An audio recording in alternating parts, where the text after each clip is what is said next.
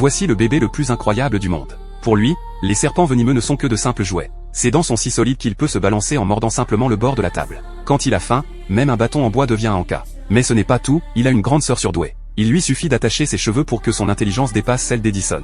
Peu importe le déchet qu'elle trouve, elle parvient toujours à en faire un objet utile grâce à son ingéniosité. Quant à leur grand frère, il est encore plus impressionnant, son QI dépasse celui d'Einstein, il a une mémoire infaillible et semble tout savoir. Pourtant, malgré leurs dons extraordinaires, ces trois enfants prodiges vont vivre un drame terrible.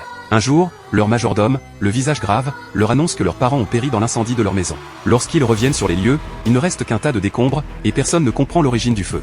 Désormais orphelins, ils ont cependant la chance d'hériter d'une immense fortune, mais étant mineurs, ils ne peuvent en disposer. C'est ainsi que le majordome décide de confier leur garde à un oncle.